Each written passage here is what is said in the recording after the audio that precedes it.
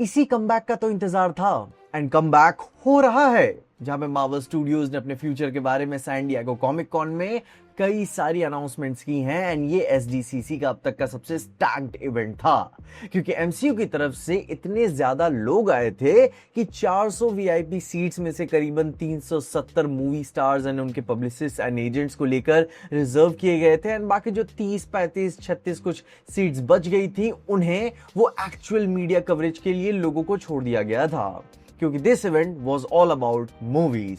जिसमें जब ये इवेंट शुरू हुआ तो सबसे पहले हर्बी स्टेज पे आया, वो भी अपने ओरिजिनल फैंटास्टिक फोर वाले डिजाइन के साथ, पर not that new doomsday glowing look के साथ। जिसके बाद एसडीसीसी का माहौल बनते ही हुए केविन फाइगी स्टेज पे आए, जहां पे उन्होंने पहले ही बता दिया कि इस इवेंट में कोई मार्वल टीवी शोज को लेकर अनाउंसमेंट वगैरह नहीं होंगी। This event about Marvel is only going to be movies, movies and movies. पर अपने आफ्टर इवेंट के कॉन्वर्सेशन में उन्होंने बता दिया कि विजन्स क्वेस्ट वांडा की ट्रिलॉजी की एंड करेगा, जो कि रिलीज होगा इसी साल अक्टूबर 14 को। और इसके बारे में उन्होंने एसडीसीसी में कुछ क्यों नहीं बताया, क्योंकि नेक्स्ट मंथ डिज्नी का ही पर्सनल कॉमिक कॉन होने वाला है, जहां उनका D23 होगा एंड वहां पे वो लोग 100% बाकी प्रोजेक्ट्स के साथ विजन क्वेस्ट को भी प्रमोट करेंगे एंड मोस्ट प्रोबेबली ट्रेलर भी दे ही देंगे,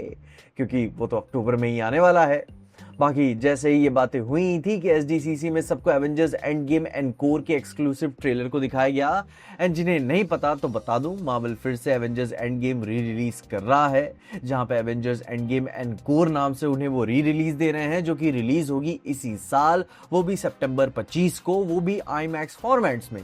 जिसमें ये बात क्लियर है कि ये मूवी में 7 से 9 मिनट की एडिशनल फुटेज होगी एंड एक्सक्लूसिव एंड टैग भी होगा, जो कि डायरेक्टली कनेक्ट करेगा एवेंजर्स डूम्सडे से। एंड साथ ही में जिन्होंने कॉन में Avengers end game and core के ट्रेलर को देखा, उनका कहना है कि ट्रेलर फुटेज में क्राउड चीयरिंग, रिएक्टिंग हमें दिखाई गए, जो कि 2019 की ओपनिंग नाइट स्क्रीनिंग की थी, जिसमें पोर्टल वाले मोमेंट थे। जिसके साथ ही साथ एंड कोर का ट्रेलर इंक्लूड करता है लॉट्स ऑफ ऐसे शॉट्स जिसमें स्टीव इन्फिनिटी स्टोन्स को रिटर्न कर रहा होता है, मतलब कि पूरी जर्नी। एंड टोनी की एक लाइन होती है उस ट्रेलर में कि you mess with time it tends to mess back, जो कि दर्शाता है कि स्टोन्स वापस करते हुए भी स्टीव ने कुछ ऐसा कर दिया होगा जो उसे नहीं करना चाहिए था। एंड देखते हैं कि वो सोल स्टोन वगैरह कैसे वापस करेगा। एंड फिर जैसे ही ये पुरानी बातें खत्म होती है एंड अब उसके बाद कहानी शुरू होती है न्यू स्टोरीज की, जिसमें केविन फाइगी रायन गॉसलिंग को स्टेज पे बुलाकर घोस्ट राइडर मूवी कंफर्म करते हैं, जिसकी रिलीज ईयर है 2028 एंड इसे डायरेक्ट करेंगे शॉन लीवाई, जो कि already back to back blockbusters deliver कर ही रहे हैं, जैसे कि Free Guy, Adam Project, Deadpool and Wolverine and अभी तो स्टार वॉर्स स्टार फाइटर, जो कि रायन गॉसलिंग के साथ अपनी नेक्स्ट ईयर रिलीज भी होने वाली है। एंड देन उसके बाद 2028 में घोस्ट राइडर वो बनाएंगे। एंड आई वुड पर्सनली से कि इससे अच्छा डुओ और कुछ नहीं हो सकता था, जिसे रूमर में काफी टाइम पहले से ही रायन को घोस्ट राइडर बनाने के लिए बातें चल रही थी, पर मार्वल नॉस्टैल्जिया बेट खेल जाएगा ऐसी भी अटकलें लगी हुई थी कि वो निकोलस केज को भी वापस ला सकता है, पर ऐसी बात बिल्कुल भी नहीं है। इस बार जेन्युइनली मार्वल ने फैंस की सुनी एंड अपने हे गर्ल को वापस ले आया एंड इसे डायरेक्ट करेंगे शॉन लेवाई एंड इससे बेटर डायरेक्टर कोई वो चूज नहीं कर सकते। आई मीन लाइक जो डेडपूल एंड वुल्वरीन में उन्होंने डिलीवर किया हुआ है एंड बंदे का कमबैक लाइक लेजेंडरी रहा है, डिज्नी बहुत भरोसा करता है उस पे। ये मतलब कि too good to be true वाला माहौल बनता है कि मतलब best actor, best director, best material हमारे सामने आएगा एंड 2028 लेजेंडरी बनेगा। जहां अभी मूवी के न्यू लोगों की बात करें तो आई फील वो सब्जेक्ट टू चेंज ही होगा जब मूवी के नए एस्थेटिक्स एंड प्रमोशनल मटेरियल्स आएंगे एंड इतने कम टाइम में 2028 में रिलीज होने वाला है। दैट मीन्स कि इनके पास स्क्रिप्ट ऑलरेडी टाइट पड़ी होगी एंड फिर ये सीधा अपने स्टार फाइटर के बाद तुरंत ही इसी प्रोजेक्ट पे जंप कर जाएंगे and man I am so happy about this. बाकी अब घोस्ट राइडर की बाकी कास्ट वगैरह की न्यूज तो आती ही रहेगी भविष्य में एंड कौन कौन क्या होगा वो बातें तो हमें पता चली जाएंगी, पर फिर इतना ही हुआ कि तभी जॉन बर्नथाल स्टेज पे आए और केविन फाइगी को याद दिलाए कि स्पाइडरमैन ब्रांड न्यू डे भी नेक्स्ट वीक थिएटर्स में आ रही है एंड एक हेल्दी फन बैटर के साथ हॉल एच में स्पाइडरमैन ब्रांड न्यू डे की एक्सक्लूसिव फुटेज भी दिखाई गई, जिसमें स्पाइडी और पनिशर फाइट करते हैं हल्क से, जहां सरप्राइजिंगली लोग कह रहे हैं कि मूवी में स्मार्ट हल्क है, जो कि आई पर्सनली बिलीव कि वो जो फिक्सेट वाला हल्क होगा एग्जैक्टली स्मार्ट हल्क नहीं होगा। जहां अब खैर फुटेज में फ्रैंक ग्रेनेड फेंकता है हल्क पे, ब्रूस पकड़ पकड़ लेता है उस ग्रेनेड को और कहता है really, and it blows up and Hulk side में गिर जाता है। पीटर एंड फ्रैंक फिर से बहस करते हैं जैसा ऑलरेडी ट्रेलर में दिखाया जा चुका है, एंड साथ में ट्रेलर में एमजे का एक मेंशन भी होता है ये कहते हुए कि आर यू ब्लशिंग, जो कि स्टैब्लिश करता है कि she still has a hard crush on Spiderman, and क्या उसे मास्क के अंदर वाला वो मर्द भी पसंद आएगा वो तो भाई पिक्चर ही बताएगी, या फिर हमें आगे ग्वेन के पास जाना पड़ेगा। जिसमें खैर बात खत्म होने के बाद खबर बढ़ती है एवेंजर्स डूम्सडे की तरफ, जहां जो और एंथनी रूसो स्टेज पकड़ते हैं, जिसमें डूम्सडे की कास्ट को रिवील किया जाता है, वो भी हॉल एच के बैक स्टेज पे, जो कि एवेंजर्स एंड एक्समैन को सेग्रीगेट करता है, जिसमें एक्समैन का स्टेज अलग होता है एंड एवेंजर्स का स्टेज अलग होता है। एंड उसके बाद मेन स्टेज पे Chris Evans and Hayley Atwell confirm किए जाते हैं, एंड साथ में आरडीजे ग्रीन में एंट्री लेते हैं। एंड जैसे ही एवेंजर्स डूम्सडे की सारी कास्ट स्टेज पे आती है कि तभी रायन रेनॉल्ड्स ग्रेट डेडपूल का कॉस्प्ले करते हुए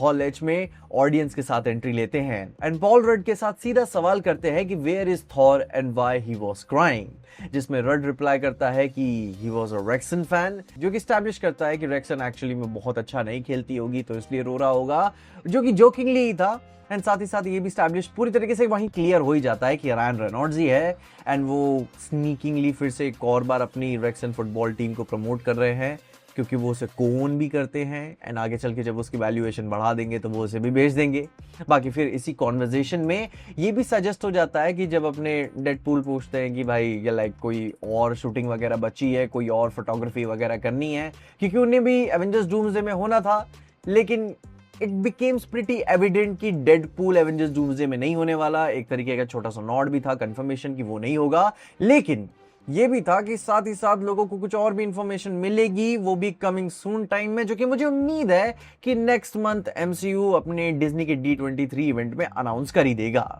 जिसके बाद फिर एसडीसीसी के लोगों को डूम्सडे फुटेज दिखाई जाती है, जिसकी लीक्ड ब्लरी फुटेज ट्रेलर मैंने ऑलरेडी देख लिया है, एंड मैं ऑब्वियसली आपको यहाँ पे नहीं दिखा सकता, बट उसका कॉन्टेक्स्ट में अगर आपको बता दूं तो सूट ट्रेलर में मोस्टली बाकी एवेंजर्स के सामने डूम का ऑरा मैक्सी कर रही होती है कि कैसे वो पहले अलग हुआ करता था, वो कितना स्मार्ट हुआ करता था वगैरह वगैरह। हम बाकी एवेंजर्स एंड एक्समैन की फुटेजेस देखते हैं कि ग्लिम्स करके, जिसके साथ में थॉर वर्सेस डूम की उस फाइट का एक्सटेंडेड लुक भी दिखाया जाता है, जिसमें जब डूम थॉर को स्टॉर्म ब्रेकर को 2 उंगलियों से रोकता है तो क्या फिर वो उसे फेंक के मारता, मतलब लिटरली आप कुछ सेकेंड्स तक आप स्क्रीन पे देखते रहते हो अपने थॉर को गिरते हुए, जिसमें फिर डूम बहुत ही heavy I mean hard super villain entry मारता है, जिसके बाद वो रिजेक्ट करता है सेंटिनल्स को, एंड रीड कहता है हार्ट ब्रोकन होके कि did you do this Victor, और फिर और ऊंचा चिल्ला के बोलता है कि did you do this. And फिर ट्रेलर में एक शायद पोर्ट्रेट भी दिखाई जाती है डूम के कैसल में, जो कि पूरी तरीके से क्लियर तो नहीं है पर आगे चल के हमें देखने को मिल जाएगा। पर हाँ, ट्रेलर एक्चुअली में बहुत ही हार्ड था, लाइक भयंकर कुटाई हो रही होती है स्पेशली थॉर की, एंड डूम का फुल लुक इसमें भी पूरी तरीके से दिखाया नहीं गया है, वो अभी भी अवॉइड कर रहे हैं, दैट मीन्स कि आप मूवी में ही देखो। बट उसके अलावा लाइक अपने कॉमिक कॉन में डूम के कॉस्ट्यूम को उन्होंने पूरी तरीके से प्रेजेंट कर दिया है, एंड साथ ही साथ लातवेरियन विचेस के और कई सारे कलर्स भी दिखाए गए हैं, जो कि लेटेस्ट वाला अपना लातवेरियन विच का कलर था रेड। एंड इतना करते हुए ही केविन फाइगी कहते हैं कि अभी भी हमारे पास माल खत्म नहीं हुआ है, एक और चीज है उनके पास दिखाने के लिए, एंड वो थी ब्लैक पैंथर 3, जो कि रिलीज हो रही है दिसंबर 15, 2028 को, जो कि गोस्ट राइडर की तरह इनके पास एग्जैक्टली डेट है कि किसे कब रिलीज करना है। एंड मैं मान के चल रहा हूँ कि दिसंबर की डेट है तो सब्जेक्ट टू लाइक डिले भी हो सकता है, पूरी तरीके से कंफर्म भी नहीं ले सकते हो, लेकिन हाँ अभी दिसंबर 2028 को ब्लैक पैंथर 3 रिलीज होने का तय है, जहाँ पे इसे रायन कुगलर ही डायरेक्ट करेंगे। एंड इस बार हमें हमारा किंग मिल चुका है, जो कि होंगे डेविड जॉनसन, अपने वो इंडियन क्रिकेटर नहीं एक्चुअली में एक्टर डेविड जॉनसन, जो कि प्ले करेंगे मूवी में टिचाला 2 को एज अ टिचाला के बेटे, जो कि वकांडा फॉरएवर के एंड में दिखाया गया था एज टिचाला जूनियर। जहां इस बंदे को मैं एलियन रोमुलस से जानता हूं, he is a very good nice actor. पर जहां इससे पहले रूमर्स आ रहे थे कि डैमसन इद्रिस भी ब्लैक पैंथर को प्ले कर सकते हैं, तो अगर वो बंदा होता है ना तो it will be like simply majestic. पर I don't have any complaints, अपने जॉनसन भाई भी काफी कमाल के एक्टर हैं। डैमसन इद्रिस ऑलरेडी हमें कहीं ना कहीं ब्लैक पैंथर के इवेंट्स में पास में देखने को नजर आ चुके हैं, एंड अगर फ्यूचर में किसी और एमसीयू प्रोजेक्ट्स में देखने को मिल जाए, या फिर ब्लैक पैंथर में एज अ विलन या फिर कोई और कैरेक्टर बनते हुए मिल जाए, तो मैं माइंड नहीं करूंगा। जिसमें कुल मिला जुलाकर हिसाब यही बनता है कि ये event concisely past, present and future को कवर करता है एंड साथ ही साथ एमसीयू को बहुत ही फैलने को नहीं देता कि वो back to back slates and movies and shows announce करते रहे एंड खुद के ऊपर प्रेशर बढ़ा दे कि इतने सारे प्रोजेक्ट्स को इतने टाइम में डिलीवर करना है। जहां इस इवेंट के हाइलाइट्स यही थे कि Ryan Gosling as Ghost Rider वापस आ रहे हैं, जो कि मेरा पर्सनल फेवरेट बनता है, जिसे डायरेक्ट कर रहे हैं शॉन लेवाई, जो कि रिलीज होगी 2028 में, जिसकी एग्जैक्ट रिलीज डेट नहीं पता, बस रिलीज ईयर पता है 2028। सीक्रेट वॉर्स के बारे में कोई भी इंफॉर्मेशन नहीं है, बट उसी के साथ साथ David Johnson as T'Challa junior play कर रहे हैं ब्लैक पैंथर 3 में, जो कि ब्लैक पैंथर ही बनेंगे ओजी, जो कि रिलीज हो रही है 15 दिसंबर 2028 को। एंड साथ ही साथ एवेंजर्स एंड गेम एनकोर का ट्रेलर दिखाया गया, जिसकी मूवी रिलीज हो रही है कुछ ही महीनों में 25 सितंबर 2026 को, जिसके ट्रेलर का इंतजार बहुत ही बेसब्री से है। जिसमें एंड गेम एनकोर को लेकर एक्साइटमेंट इसीलिए है क्योंकि मूवी में काफी ज्यादा फुटेजेस दिखाई जाएंगी, लाइक 7 से 9 मिनट की एक्स्ट्रा फुटेज एंड गेम में होगी, तो उसे मिस तो नहीं किया जा सकता। बट उसी के साथ साथ एवेंजर्स डूम्सडे का न्यू ट्रेलर भी हमें मिला एंड वो लीक भी हो गया, तो मार्वल के टेक डाउन करने से पहले ट्राई कर लेना कि उसे देख लो ढंग से, ठीक ना, कोई मैं बढ़ावा नहीं दे रहा हूं, बट डूम का भयंकर एबिलिटीज दिखाई गई हैं, मतलब legit it was hard trailer. जिसी के साथ साथ स्पाइडरमैन ब्रांड न्यू डे की भी न्यू फुटेज दिखाई गई एंड वो सीक्रेट वॉर्स एंड एक्समैन को लेकर कोई भी अपडेट्स नहीं देते हैं, जो कि मैं उम्मीद करता हूं कि D23 में एटलीस्ट कुछ थोड़ी बहुत अनाउंसमेंट तो कर ही दे। वो टीवी शो वगैरह को लेकर भी, विजन्स क्वेस्ट वगैरह की भी कोई इन्फॉर्मेशन नहीं देते हैं। अपने इवेंट के बाद के इंटरव्यूज में उन्होंने थोड़ी बहुत बातें बताई हुई हैं, जो कि आप इंतजार कर सकते हो नेक्स्ट मंथ के बारे में। पर आई गेस मार्वल अभी होल्ड बैक ही कर रहा है, पहले डूम्सडे में अपने मेन कैरेक्टर्स एंड उनके रिसेप्शंस एंड उनकी हाइप को देख लेगा एंड फिर देखेगा कि सीक्रेट वॉर्स से पहले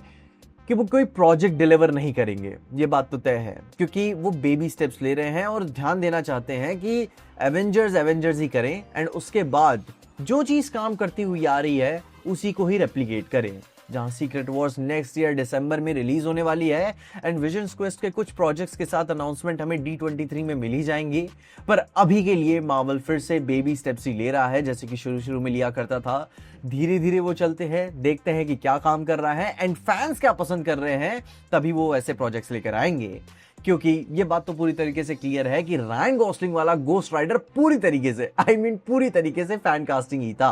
पूरा फैंस ही चाहते थे। तो ठीक यही फॉर्मूला मार्वल अभी आगे की मूवीज एंड प्रोजेक्ट्स में फॉलो करते हुए नजर आएगा कि वो कोई बहुत ही इलैबोरेट स्कीम्स बनाते हुए नहीं नजर आएंगे, वही करेंगे जो लोग पसंद कर रहे हैं एंड वो क्या हाइप जनरेट कर रहा है। बाकी ये पूरा ओवरऑल इवेंट मुझे बहुत ही पसंद आया, काफ़ी लगेगा कि बहुत सारी चीज़ें अनाउंस नहीं की, बट एक्चुअली में काफ़ी ज़्यादा पैक्ड इन्फॉर्मेशन हमें प्रेजेंट की हुई हैं, तो मुझे तो एक्चुअली बहुत अच्छा लगा। बहुत ही अच्छे अनाउंसमेंट्स थे एंड और भी बड़े अनाउंसमेंट्स के लिए मैं नेक्स्ट मंथ इंतज़ार करूंगा ही। बाकी इसके अलावा भी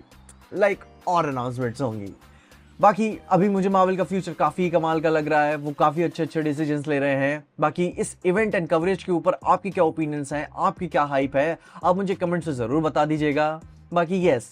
एक्समैन एंड बाकी एमसीयू प्रोजेक्ट्स तो वो लेकर आएंगे, वो तो कोई दो राय नहीं है। बस ये है कि वो ओवर प्रॉमिस अंडर डिलीवर नहीं करना चाहते, तो इतनी जल्दी ही नहीं बता देंगे। बाकी आप अपनी ओपिनियंस मुझे जरूर से बताना कमेंट्स में, और वीडियोस इसके ऊपर आती ही रहेंगी। बट अब तक के लिए देखते रहना पीजे एक्सप्लेन।